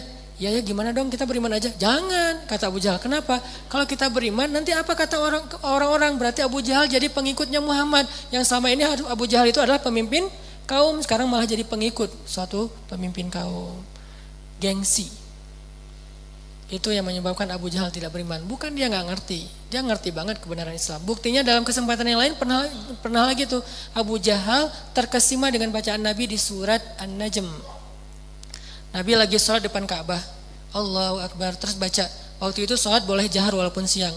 Wan najmi idza hawa ma dhalla sahibukum wa ma ghawa. Abu Jahal ngedengar Nabi ngaji langsung duduk di depan Ka'bah. Terus orang-orang dengar Nabi ngaji, semuanya pada duduk sehingga Ka'bah waktu itu tuh kayak sekarang dipenuhi oleh orang-orang yang mendengar tilawah Nabi Muhammad SAW. Penuh. Semuanya pada dengerin Nabi sholat sambil baca keras. Kemudian setelah selesai surat An-Najm dibaca dan mereka terkesima banget, akhir dari surat An-Najm itu kan ayat sajadah ya, sujud tilawah. Nabi setelah selesai membaca surat An-Najm, sujud. Lalu serentak semua yang mendengar itu ikut sujud termasuk Abu Jahal, bayangin. Saking terkesimanya, wasjud, Allah suruh sujud, maka semuanya ikut sujud. Termasuk Abu Jahal sujud, seluruh Mekah sujud. Lewatlah musafir. Musafir lewat ngelihat kota Mekah semuanya sujud, mereka beranggapan ternyata Mekah semuanya sudah beriman kepada Muhammad. Berangkatlah musafir ini ke Habasyah, ngasih tahu ke Ja'far kalau orang Mekah semuanya sudah beriman. Karena itulah kemudian Utsman pulang lagi ke Mekah. Utsman bin Affan. Lalu Nabi sujud lama, mereka sujud lama. Nabi bangkit dari sujud, Allahu Akbar, ruku, tahiyat, assalamualaikum, mereka masih sujud. Bayangin, Nabi bangkit dari sujud, Nabi ruku, Nabi sujud, Nabi tahiyat, mereka masih sujud. Satu Mekah. Begitu selesai Nabi tahiyat, ngelihat pada sujud, tahiyat lagi sujud, Nabi bertakbir, Allahu Akbar, apakah kalian sudah beriman? Baru sadar mereka, bangkitlah Abu Jahal dari ketidaksadarannya. Tidak, saya disihir, pergi Abu Jahal. Lihat, artinya dia tuh udah tahu kebenaran Islam. Kenapa nggak mau ngakui? Gengsi. Sehingga kata Nabi, sombong itu ada 2. Satu, menolak nasihat. Kedua, merendahkan orang lain. Itu arti sombong. Gengsi, ego, sombong itu saudara kembar. Satu, menolak kebenaran atau nasihat. Yang kedua, merendahkan orang lain. Makanya jangan sampai kita punya kemiripan dengan orang-orang yang punya ego dalam menerima nasihat tadi. Ego untuk menerima nasihat. Kalau kita ada kemiripan, berarti ada masalah besar yang kita hadapi dalam hati kita. Fi qulubihim maradun. Di dalam hati mereka ada penyakit. Dan gimana mengobati penyakit ini? Tajdidul iman. Perbaharui lagi iman kita. Perbaharui lagi iman kita. Gak apa-apa dapat nasihat. Bahkan itu kebaikan. Harusnya kalau kita sadar, nasihat itu adalah hadiah yang paling berharga. Kalau dinasihatin, bilang makasih harusnya. Cuman kan kadang-kadang butuh waktu untuk bisa kayak gitu ya. Kalau gak bisa makasih pun minimal kita gak usah baper. Biasa aja. Kalau lebih keren lagi, makasih malah. Nasihatin lagi. Sampai Nabi mengatakan, kalau ada orang yang meminta nasihat dari kamu, maka hukumnya wajib menasihati dia. Karena nasihat itu hak orang yang beriman. Jadi kalau misalnya kita ketemu dengan teman kita nih sesama mukmin, kasih nasihat buat aku dong. Berarti kita wajib menasihati dia. Apa aja, sesederhana apapun. Banyak-banyak istighfar ya. Iya insya Allah.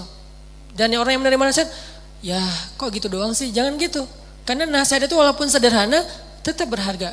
Bahkan kata Nabi, ambillah nasihat walaupun keluarnya dari lisan seorang budak Habasyah.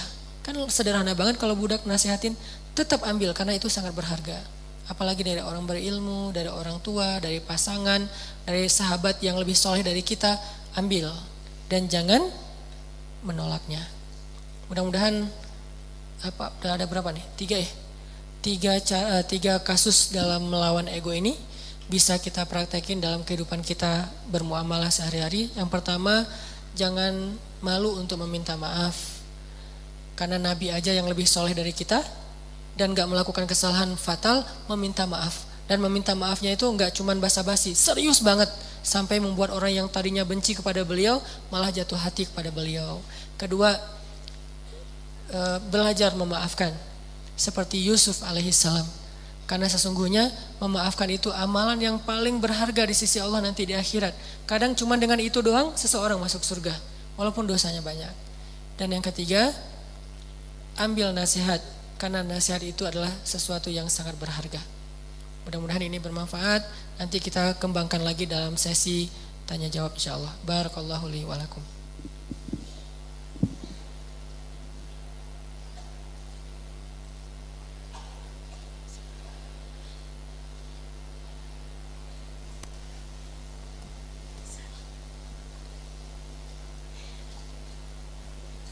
Alhamdulillah, jazakallahu khair Ustaz. Ini ada beberapa pertanyaan dari jamaah yang sudah kita seleksi. Mau Ustaz yang bacakan atau saya yang bacakan aja? Pertanyaan pertama, Ustadz, bagaimana jika di dalam taklim atau komunitas mengendalikan keegoan anggotanya yang ingin tampil atau ingin eksis sebagai keadaan taklim atau sehingga keadaan taklim atau komunitas tidak nyaman dan tidak menyenangkan lagi atau sulit untuk memberi nasihat juga. Apakah harus bertahan atau left group?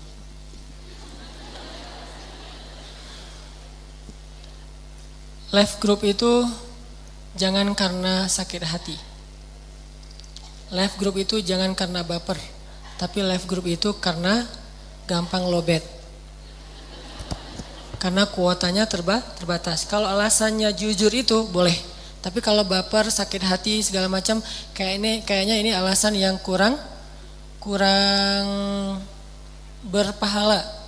Malah cenderung jadi kita kayak memutuskan silaturahim dan nggak siap dengan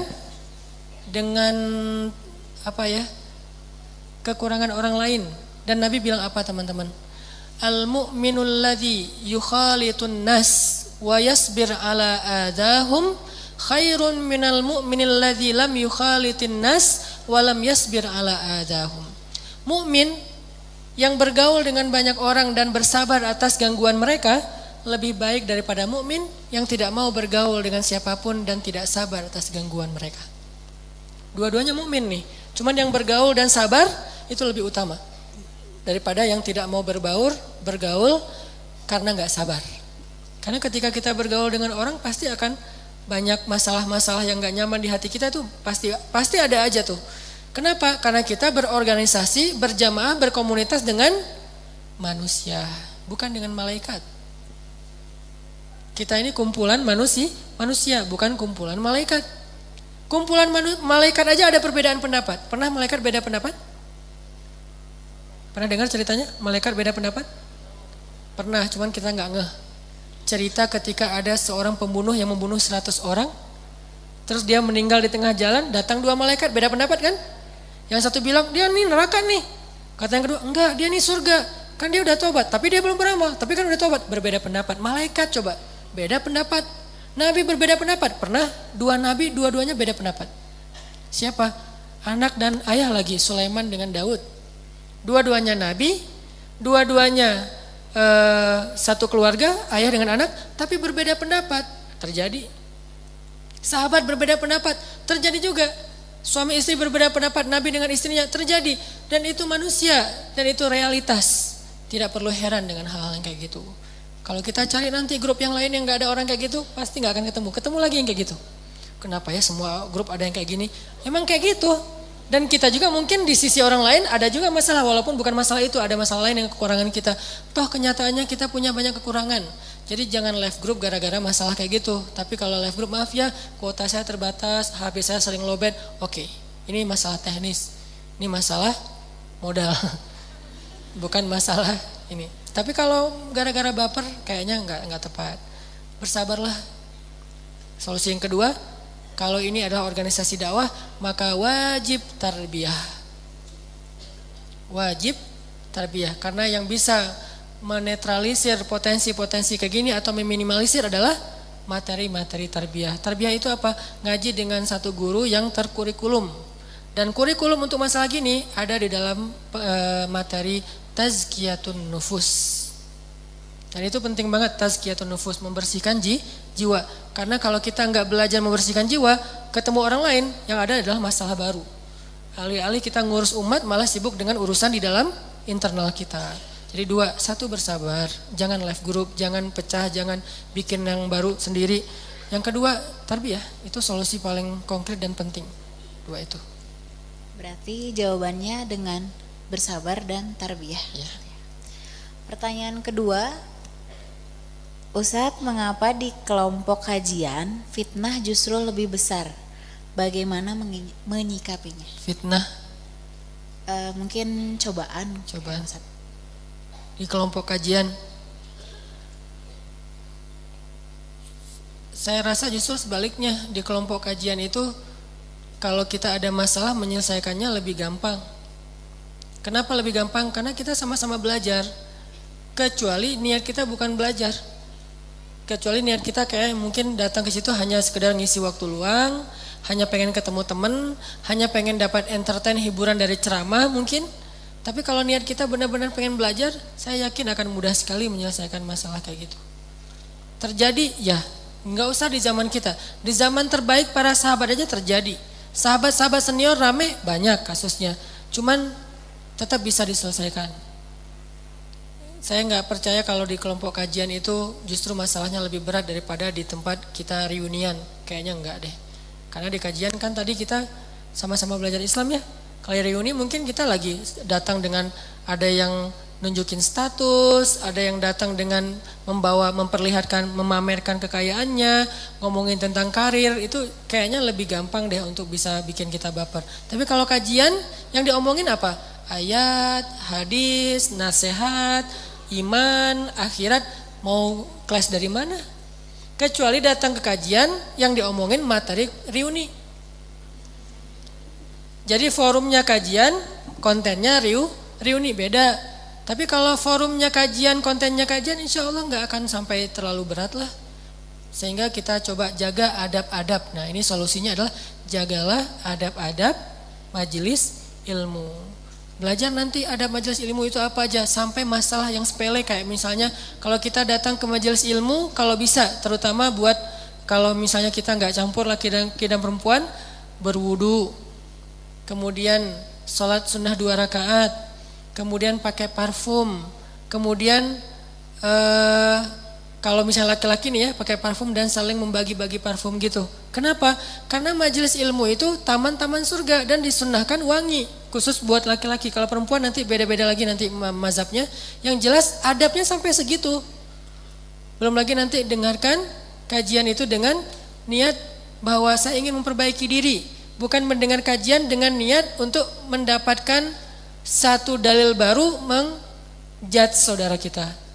Nah bener kan nih kata Ustaz nih, persis kayak kemarin yang saya pernah ngalamin. Bukan, untuk diri sendiri. Jangan dapat ilmu buat orang lain, tapi carilah ilmu buat diri kita sendiri. Kalaupun masih terjadi juga, itu hal yang sangat wajar, biasa. Sampai di zaman Utsman bin Affan itu kalau mau masuk ke pengajian, istighfar. Kenapa? Karena kalau kita nggak istighfar, ilmu itu susah masuk ke dalam hati kita. Dalam Islam mencari ilmu itu bukan dengan menghafal. Cari ilmu itu dengan meyakini, beriman. Dan caranya kita harus membersihkan diri dulu dari dosa-dosa. Sampai ada kasus saya pernah cerita mungkin, Utsman lagi bikin taklim di masjid. Tiba-tiba datang seorang murid dari luar masjid, nggak sengaja laki-laki nih, pas dia mau masuk masjid ngelihat aurat seorang perempuan yang rambutnya kelihatan gara-gara jilbabnya kesingkap angin. Dia ngelihat, kan sekilas nih. Akhirnya dia ngerasa itu bukan dosa dan gak beristighfar. Masuk aja ke dalam masjid, duduk. Begitu dia baru duduk, Utsman yang lagi ceramah ngomong, kenapa ada yang datang ke dalam majelis kita sedangkan di matanya masih ada bekas dosa. Utsman tahu, padahal Utsman tadi gak ngelihat, gak ngalamin. Orang ini kaget, ya Amirul Mukminin, wahai Utsman, bagaimana anda tahu apa yang saya alami di luar masjid? Memangnya sudah turun wahyu kepada engkau setelah Rasulullah? Apa kata-kata Utsman? Ittaqu farasatal mu'min. Hati-hatilah dengan firasat orang yang beriman. Farasah bahasa Arab, jadi bahasa Indonesia firasat.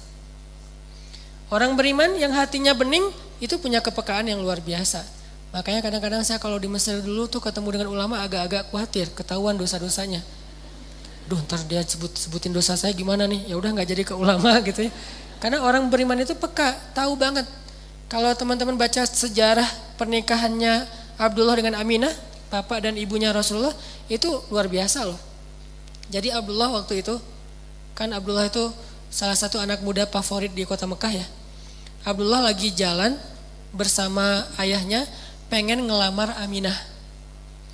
Di tengah jalan dicegat sama seorang perempuan. Perempuan ini sangat tinggi ilmunya. Saudarinya Warokoh. Warokoh itu adalah sepupunya Khadijah. Keluarga besar Warokoh ini semuanya orang-orang yang berilmu. Perempuan ini mencegat Abdullah dan mengatakan, ya Abdullah, nikahi aku maka akan aku berikan untukmu 100 onta. Karena Abdullah dulu pernah disembelih pernah mau disembelih dan gantinya 100 onta. Ya Abdullah, nikahi aku kata cewek ini, maka akan aku berikan untukmu 100 onta. Kata Abdullah, saya ikut dengan ayah saya, terserah keputusan ayah saya. Akhirnya dipegang tangan Abdullah oleh ayahnya, langsung dibawa Abdul Muthalib. Perempuan ini artinya ditolak oleh Abdullah, dia diam. Datanglah ke rumah Aminah, menikah. Setelah selesai melamar, Abdullah pulang. Pas pulang ketemu lagi dengan cewek ini tapi nggak dicegat, ketemu di jalan. Abdullah nanya, wahai perempuan, kenapa kamu nggak ngomong lagi ke saya seperti tadi? Kata perempuan itu, tadi ketika kamu sebelum datang ke rumah Aminah, saya melihat cahaya di jidatmu, cahaya kenabian. Lalu ketika kamu sudah melamar Aminah, cahaya itu sudah pindah kepada Aminah. Maka saya tidak perlu lagi untuk meminta engkau menjadi suami saya karena cahayanya sudah pindah kepada Aminah. Berarti perempuan ini tadi meminta Abdullah menikahi dia, kenapa? Karena ingin mendapatkan cahaya yang ada di jidatnya Abdullah. Dari mana dia ngelihat cahaya itu? Farasah, firasat. Gimana seseorang punya firasat yang luar biasa? Karena kebeningan hatinya. Begitu juga dalam ilmu. Kita akan mengerti sesuatu yang sangat tersimpan dalam satu teori ilmu, itu bukan dengan menghafal, bukan dengan menalar, tapi dengan istighfar. Begitu kita duduk dalam majelis ilmu, astagfirullah, astagfirullah, astagfirullah, kita akan mengerti lebih daripada orang lain yang sama-sama mendengar. Itu beda banget loh. Sehingga dalam majelis ilmu, kalau kita justru menambah dosa, pasti ilmu itu tidak akan jadi apa-apa buat kita. Ini rahasia mencari ilmu dalam konsep Islam. Itu. Selanjutnya, Bagaimana cara memaafkan seorang ayah yang menelantarkan anaknya dari kecil dan baru hadir kembali ketika anak sudah dewasa? Nggak gampang pastinya. Kalau kita rasain, pasti nggak akan mudah hilang rasa itu di hatinya.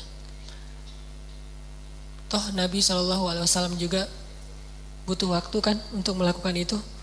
Ketika Nabi bertemu dengan pembunuh Hamzah, siapa namanya, Wahsy. Ketika Nabi membebaskan kota Mekah, lalu Wahsy datang menghadap Nabi pengen masuk Islam. Nabi ngelihat Wahsy langsung teringat dengan wajah Hamzah. Ngelihat Wahsy langsung teringat dengan adegan ketika Wahsy melemparkan tombak tepat di jantungnya Hamzah. Dan Hamzah itu buat Nabi udah seperti ayah, udah seperti sahabat, udah seperti orang dekat banget. Walaupun Hamzah itu hanya berstatus paman buat Nabi, tapi lebih dari ayah. Sehingga Nabi kemudian tersenyum kepada Wahsy, menerima Islamnya Wahsy, tapi mengatakan, Wahsy, kalau saya boleh minta, tolong jangan ketemu saya dulu.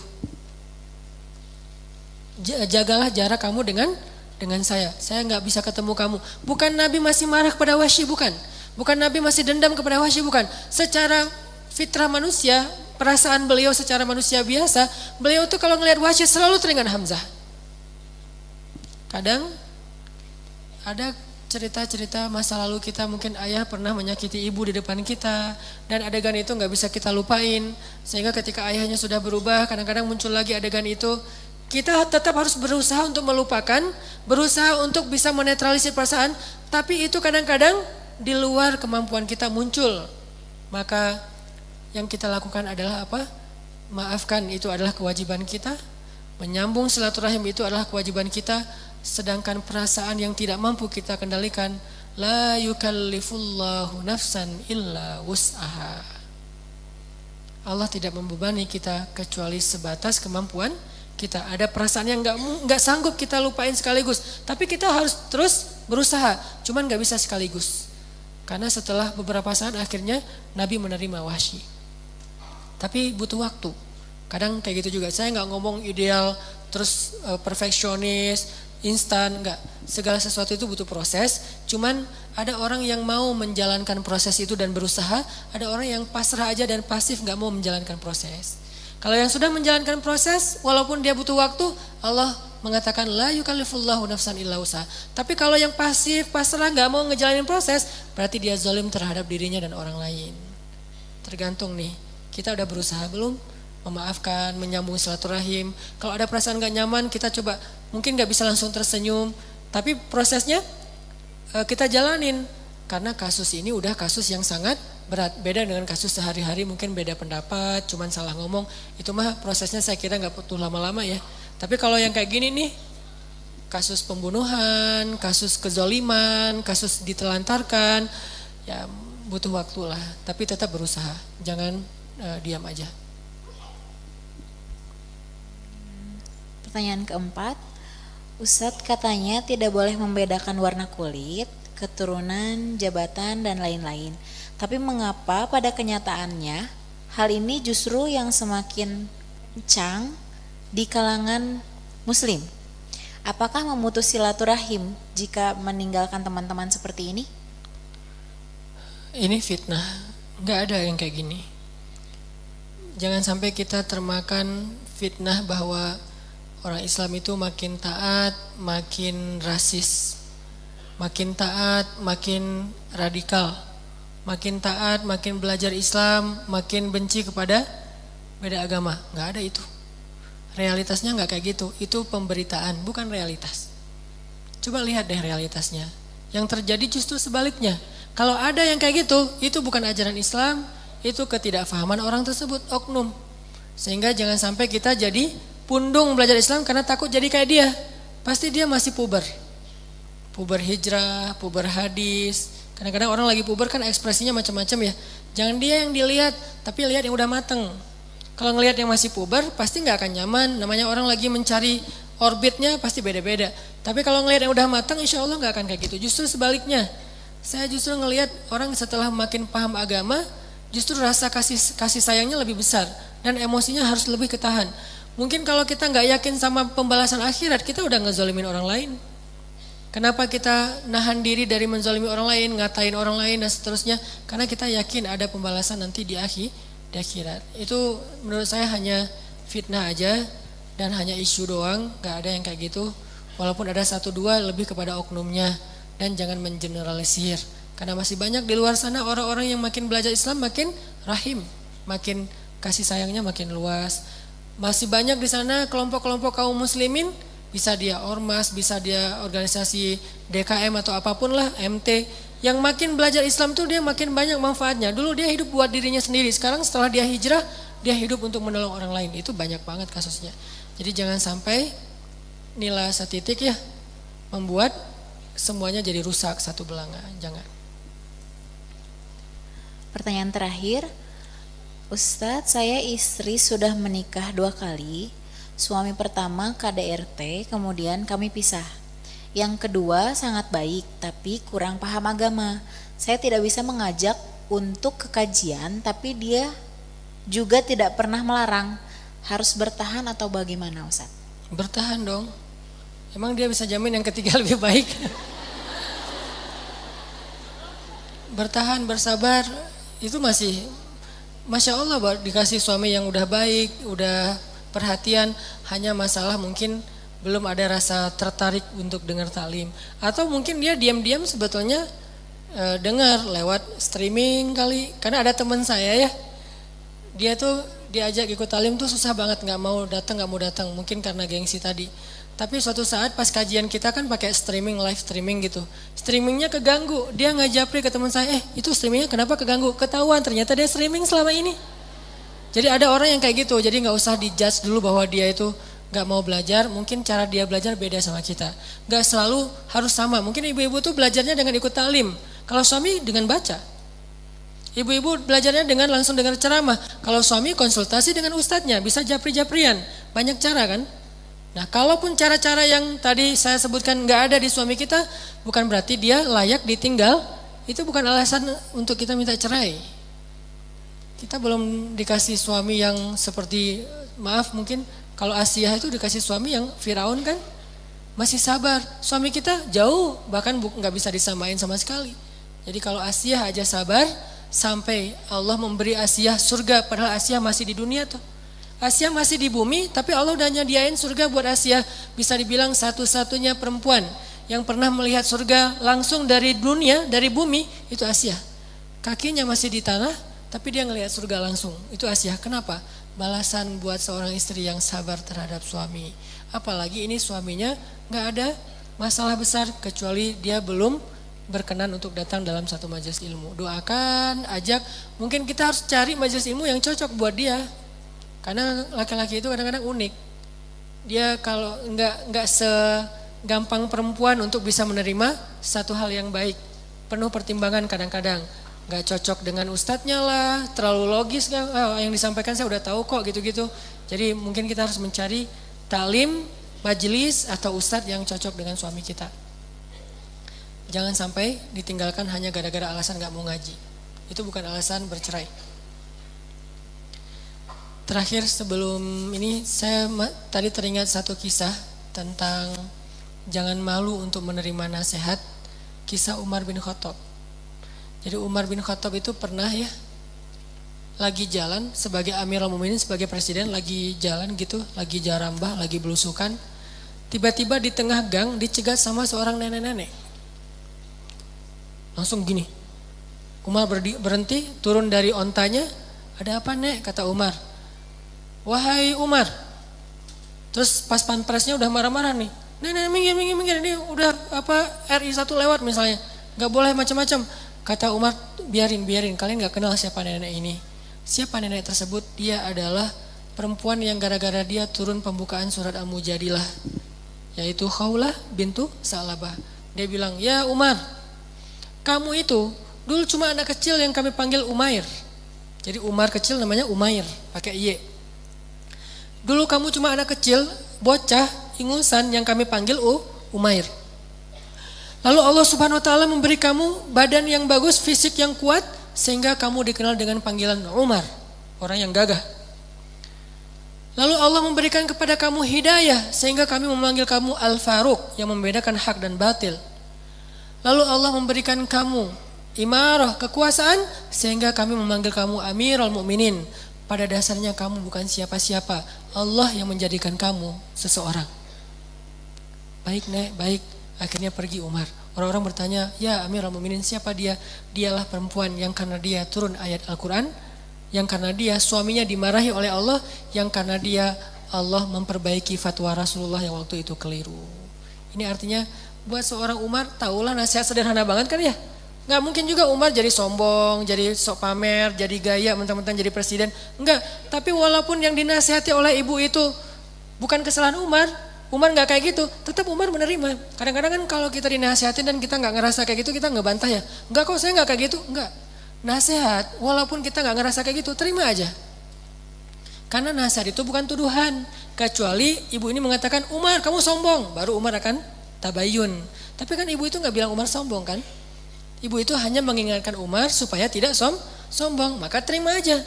Kadang-kadang kita ketika dinasehati ngerasa disalah-salahin. Kecuali jelas-jelas dia menuduh, menjudge, baru kita akan mentabayun, klarifikasi saya nggak kayak gitu. Kalau dia katakan jangan sombong ya, insya Allah. Kalau dinasehatin jangan sombong ya, siapa yang sombong? Nuduh aja? Enggak, dia kan nggak nuduh. Dia cuma bilang jangan sombong. Kita beribadah, tilawah terus posting, jangan riya ya. Ini bukan riya, kan kita nggak dituduh, dia cuma bilang jangan riya. Kecuali dia bilang riya tuh, dasar lo riya, riya banget sih. Nah ini tuduhan, judgement. Tapi kalau dia bilang awas hati-hati ya jangan riya, insya Allah. Terima nasihat. Umar dibilang jangan sombong wahai Umar, insya Allah ibu, insya Allah nek gitu. Pergi aja, nggak sama sekali rasa sakit hati. Ini iman Umar bin Khattab. Terus minta maaf juga kayak gitu ketika Umar menfatwakan ada kasus jadi cowok-cowok jomblo di Madinah demo bawa spanduk pakai hashtagnya turunkan harga mahar, karena dulu harga mahar naik terus tiap tahun, naik 500 rupiah, 1000, terus saja begitu harga mahar naik maka jumlah jomblo bertambah, jadi populasinya berkembang pesat gitu. Nah datanglah mereka ngedemo Umar bawa spanduk dengan hashtag turunkan harga mahar. Akhirnya ketika habis sholat Umar mengumumkan keputusan presiden gitu. Mulai sekarang saya putuskan harga mahar cuma sekian. Ditetapkan angkanya maksimal. Siapa yang meminta harga di atas itu maka sisanya dikembalikan kepada Baitul Mal. Tiba-tiba seorang ibu ngangkat tangan. Ya Amirul Mukminin, saya protes. Kata Umar, kenapa? Allah berfirman di dalam surat An-Nisa, jika kalian sudah memberikan mahar kepada perempuan, maka itu sudah menjadi hak dia. Janganlah kalian mencari-cari cara untuk meminta kembali atau mengambil harta dengan cara yang tidak baik. Bagaimana Anda meminta mahar dari perempuan yang sudah diberikan, lalu dikasih kepada Baitul Mal sementara Allah melarangnya? Apakah Anda ingin melakukan kezaliman kepada perempuan? Langsung Umar nunduk, kemudian Umar mengatakan, perempuan itu benar, laki-laki ini salah.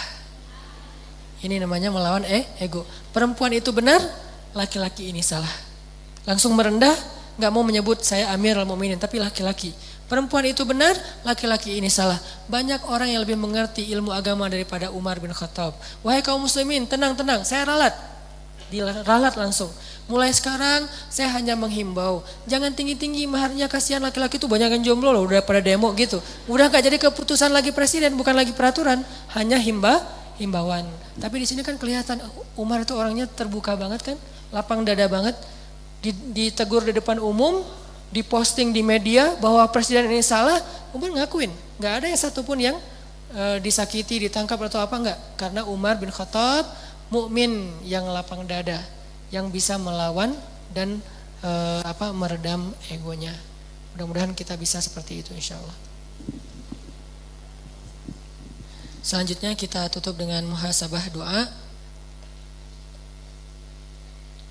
Insya Allah saya selalu meminta kalau kita lagi berdoa bareng-bareng kayak gini, jangan lupa doain saudara-saudara kita yang sedang terzolimi menjadi korban perang di Suriah, di Palestina, di Irak, Rohingya, Yaman, dan negeri-negeri yang lain. Setidaknya kalau kita ngerasa udah sering Ustadz ngedoa tapi mereka masih kayak gitu aja nasibnya, enggak. Doa kita kadang-kadang enggak langsung menurunkan kemenangan buat mereka. Tapi setidaknya gara-gara doa-doa kita, Allah teguhkan hati mereka. Yang artinya gak ada doa yang sia-sia. Kalau Allah gak memberikan mereka kemenangan dalam waktu dekat, minimal Allah teguhkan hati mereka dengan kesabaran. Kenapa? Karena doa-doa kaum muslimin di seluruh dunia.